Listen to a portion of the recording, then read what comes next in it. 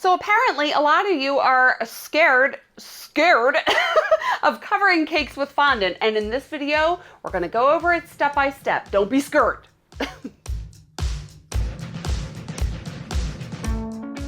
Hi, it's Karolyn. If you want to learn how to bake and decorate amazing cakes, then I'd love for you to join me by hitting subscribe and the bell. A few weeks ago, I put a little post on YouTube asking, what do you struggle with cake decorating? And a lot of people said covering cakes in fondant. And it is something that takes a little bit of practice, but I want to go over for you guys step by step how I do it and make it smooth and beautiful. And it can be a little intimidating when you're first starting out, but I don't want you to be scared. Don't be scared. We're going to figure out how to do this. I'm going to talk you through the process. So let's get into the video. All right, so I always work with Marshmallow Fondant. I know store brand fondants can be a little finicky. They can get elephant skin, they can be dry, they can crack. So I prefer to make my own fondant. I have a video showing you how I make marshmallow fondant, and in that video I make white and black. So I will link that below. I made this yesterday and I wrapped it up and I put it in an airtight container overnight for it to sit, and now I'm ready to work with it. So I cannot cover a cake with this fondant right away. I have to work with it a little bit. So let's see, it's 11:54 right now, and I want to see how much time it takes for this fondant to get to the correct consistency. So with marshmallow fondant, I'm going to have to pop it in the microwave for it to be workable. I need to warm it up a little bit. So what I'm going to do, I have a paper plate and I'm putting some shortening on it so the fondant doesn't stick to it. And I'm going to pop this entire thing in the microwave for about 20 seconds, 20 to 30 seconds, flip it over, and then do another 20 to 30 seconds until it gets to a workable consistency. I have cornstarch here, so I'm going to sprinkle it down so the fondant doesn't stick to the countertop. I always recommend that you use cornstarch and not powdered sugar. Powdered sugar is going to make everything sticky.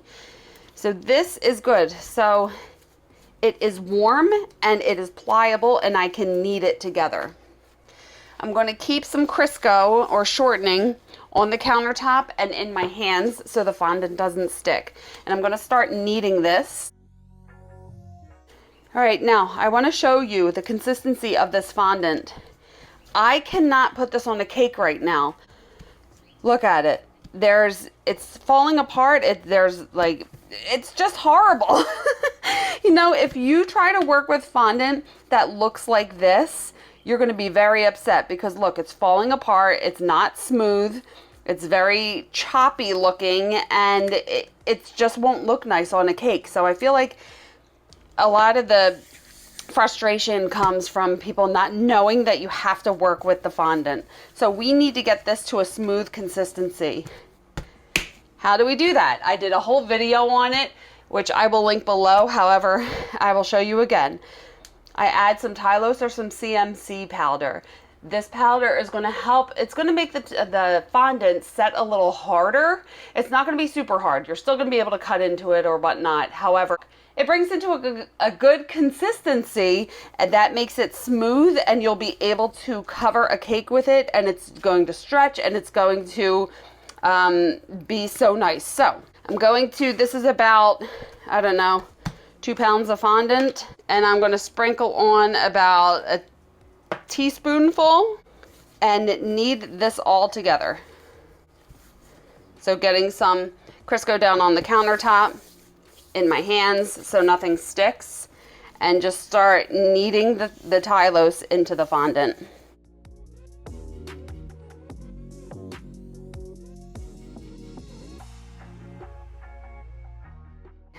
Now, you have to wait. You can't do it right away. I'm going to set this aside. It's still really stretchy. It still has these pock marks in it. It's just not ready to go on a cake. So right now it is 11:59, and I'm just going to set this down on some cornstarch so it doesn't stick to the countertop, and check back in about 10 to 20 minutes, and I'm just going to see how it looks, right? Because right now it is not ready to go on the cake. All right, it's 12:08 now, so it's been almost 10 minutes, and I want to check on this. Getting a little shortening on the countertop and just knead it together again and just see if it is smooth enough to work with. So now it doesn't have as many pock marks in it. However, there are still some left in here. So I just want to leave it sit out for a little bit longer before I start to use it. Because see, right now as I'm pulling it apart, you can see these marks in the fondant, and we don't want that. So I'm just going to let it sit for another 5 to 10 minutes. All right, it's been another 8 minutes, and let's try it again. So now look, you have to knead it together because there does get some elephant skin that starts to form on here. We're going to get rid of it. So getting some shortening down and again kneading it together. Look how smooth it is, right? It's holding its shape. It doesn't really have too much pock marks in it. I'm going to give it another like 4 or 5 minutes to set, and then I'm going to cover the cake with it. All right, so now it is 12:23 and it's been about 24 minutes. So I'm going to knead this one more time. There were still a little bit of pock marks that last time, and I just wanted to give it a little longer to set. Ooh, look at this. It's so smooth. All right, now we're ready to cover the cake with it. If you leave it out too long and you find that it's too difficult to knead, then you can pop it back in the microwave, but I would only do like 5 to 10 second intervals because you don't want it to get too soft. If it gets too soft, it's going to have to sit out and cool off a little bit before you use it. All right, I just got my cake out of the fridge. I have a turntable with a piece of non-skid pad on top. That way when I put the cake on top of it, it's not going to slide around. It's going to stay in its place. This is a cake iced in American buttercream. I have tons of videos showing you how I ice cakes. I only ice cakes in American buttercream. I don't use whipped cream. You know, I don't use any meringue buttercreams. I don't use ganache. It's only American buttercream. I have found that I just like the way that it holds up, and that's just what I'm used to working with. So right here I have some piping gel and a paintbrush. And what I want to do is paint some piping gel from top to bottom. Make sure you get all the way to the bottom, all the way to the top, the whole way around the cake. I'm not doing a super thick layer, but I'm not doing a super thin layer. Just find a happy medium. So you want enough that it's going to stick to the cake, but not too much that the fondant is going to slide all around the place. Now, I don't paint I'll paint the outer edge, but I don't like to paint the very top of the cake just because sometimes the air bubbles form, and this way I can easily pop it and get rid of any air that may form on the top. It's just the way that I do it. You can absolutely cover the top with piping gel as well if you'd like. And then what I like to do is just dip this in some water and run that over the whole thing. It just helps make it a little more sticky and smooth. Now I want to take a paper towel and just wipe the board. The fondant will start to stick to the board a little bit because there's going to be some residual stickiness from the piping gel on here, but I just want to clean the board. I'm going to set this cake aside and roll out the fondant. When I'm rolling out fondant to cover a cake, I usually use a rolling pin that's about 10 inches wide, but I like to use one that's at least 13, if not longer, so you don't get weird lines in your fondant as you're rolling it out. So let's knead this together a couple times. Seriously, the name of the game with Tylose powder is waiting, because look how smooth this is now. You have to be patient. You just can't work with fondant right after you make it. You gotta work with it a little bit to get it to be a nice smooth consistency. Sprinkle down some cornstarch so it doesn't stick. And start to roll it out. Now I wanna try to get it to about 1/4 of an inch thick. I'm gonna pick it up, turn it, Maybe I have to sprinkle down some more cornstarch to make sure it doesn't stick, and repeat the process. So I am covering a 6-inch cake with this, and there will be excess.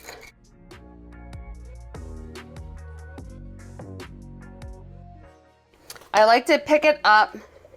That really wasn't good for the camera, but pick it up.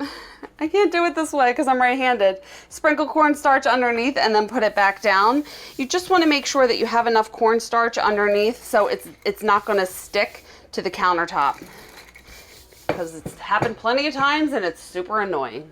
I have this needle tool here because sometimes you can see bubbles start to form in the fondant. So what I like to do is poke underneath, lift it up, find the bubble, and then push up.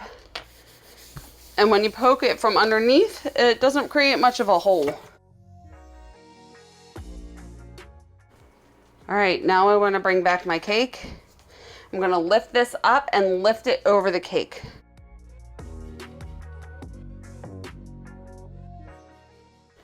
Just laying it down on top. Beautiful. So now here's where it gets a little tricky. I like to cut off a lot of the excess that's hanging over. It just makes it easier. You gotta kind of work with it a little fast. So what I like to do is take my fingers around the top and seal it right around the top of the cake, because that's where it is gonna start to pull away. Right, so I'm pushing down here. All right, I could still cut some of this excess away so it's not too heavy. What you have to do, you don't want any wrinkles in the cake. So I'm pulling this fondant out and smoothing down with my hand. I want to make sure no air bubbles are forming behind here.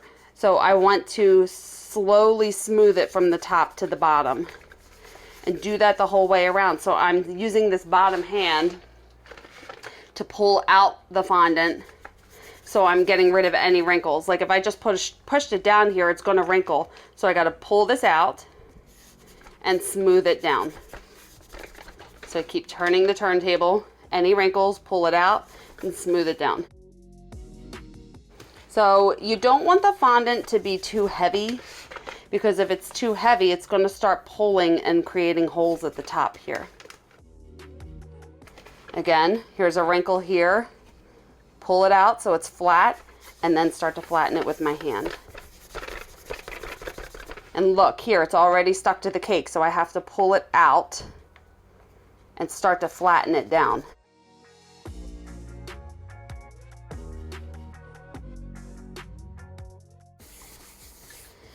Now it's covered in fondant. However, this is not finished. We have to work with it a little bit. So I'm going to just cut the excess off. I'm not going to go all the way up to the cake yet. I'm just going to cut the excess off halfway up the cake board. I see so many different ways that people try to get sharp edges. A lot of times people take 2 fondant smoothers and try to push up here and have it pushed together, right?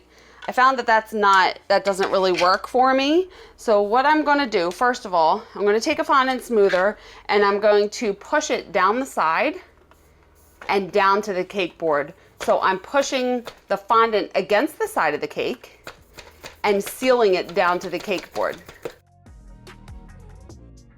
And I'm just turning the turntable with my bottom hand.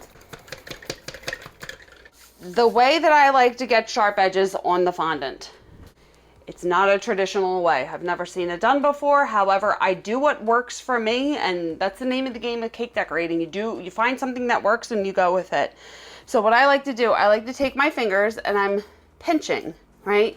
But I'm not pinching like this, because you're going to put finger marks all in the fondant and that's not going to work. So what I like to do is I'm just pulling my fingers together, and as I get to the corner, just pinch a little harder, right? So make sure, just start with a light touch to start. And what you want to do is drag the fingers in. That way you aren't really creating any finger marks in the fondant. Some do happen from doing this technique and we will buff them out. So I'm not really pinching that hard. I'm just trying to get a little bit of a sharper edge on here. And it's starting to come together. And now I'm using my 2 fingers and my thumb to try to do it as well. So just trying to refine that edge. And again, I'm not really pinching hard. I'm just pulling the fondant together, and then I'm kind of closing my fingers at the end, but not really, not like I'm pinching it with a lot of pressure. Okay, so I'm just pulling it in and just pinching softly so it comes to a point. And I hope I'm not over explaining this, and I hope I'm explaining it the right way. But I know this is a little confusing, so you just don't want to see any finger marks in the fondant. And I may have to go around here a couple times to get this to where I want it to be. So it's better to keep going around and around rather than trying to just pinch it all together at once. That helps prevent any finger marks getting in your fondant. Good. So now, any imperfections in the cake? I thought I saw a bubble somewhere. Here it is. So there's a little bubble right here. I have a needle tool, and I don't want to poke it straight on. That'll create a big hole. So I'm going to go to the side and pop the hole and twist it as I pull it out and press the bubble down. Now I'm going to have decorations on this. This is going to be a tire cake, so there's going to be tire treads all over, so you're not even going to be able to see that. Take your fondant smoother and start smoothing everything down. So again, I'm going up and down the sides like I did before, round and round, and you just want to make sure that your cake stays symmetrically round, because if you start pushing too hard in on one side, it's just going to kind of have a flat edge. So as I'm moving it around, I'm trying to keep that shape of the cake. And just refining it as you feel needed.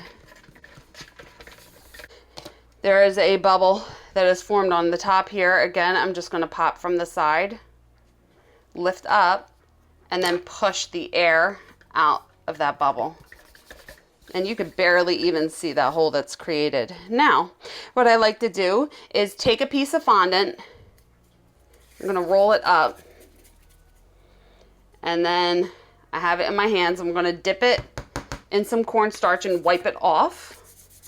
And now I'm going to use the piece of fondant to smooth the fondant down. When I get to the edges, don't press down too hard. I'm just trying to buff out any marks that might have been made as I was doing that pinch technique. And then the same thing coming down the very top, just buffing out any marks and still trying to keep the shape of the cake.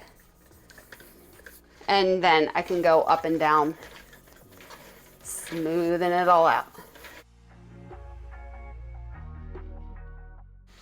And now I just want to cut off this excess. I want to come, it's like at a 45-degree angle. And I'm going to turn the turntable with my bottom hand and just hold the pizza cutter steady while I'm cutting the border off the cake.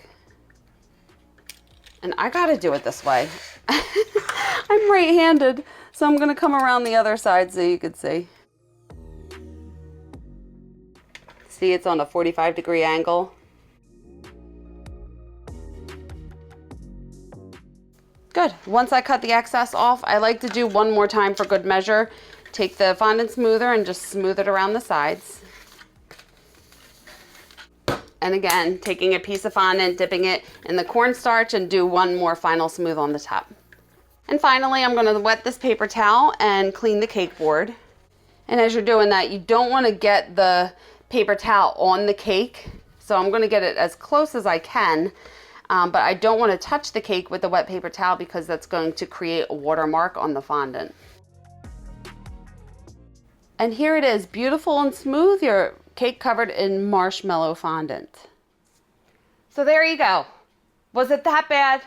I mean, I know you're going to be like, yeah, it's not that bad for you to do because you do it all the time. I guess so. But there are a couple things that I want you guys to take away with this, from this video. Number one, just remember that this is marshmallow fondant. I do have a video on how I make marshmallow fondant, and I will link that in the description below. I just find that I get the best result from that fondant.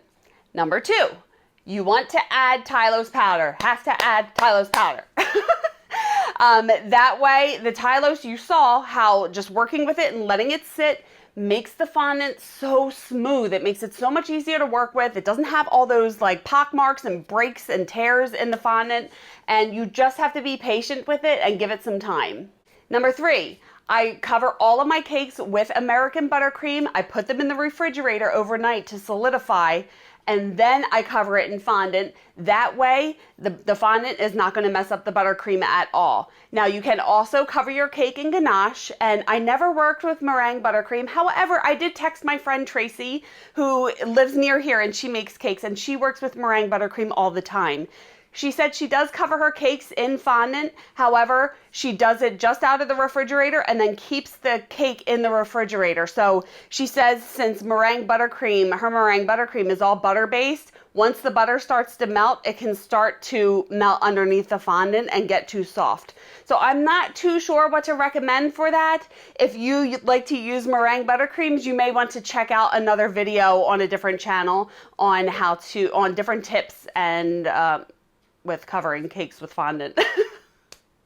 Number 4, one of the main tips is to seal the very top edge, right? So once I laid the fondant on top, I kind of took my hand and pressed it around that top part so then it wouldn't start tearing, right? And I should have trimmed the excess before I put it on there. I had way too much fondant for that little cake, but it's fine anyway. And number 5, I refrigerate all of my cakes. So even if they're covered in fondant, if they have edible images, if it only has buttercream, if it has fondant decorations, if it's just iced or it's fully decorated, everything goes in the refrigerator. I do have a video showing you and talking about how I refrigerate cakes and how to care for them when they are in and out of the fridge. I will link that below.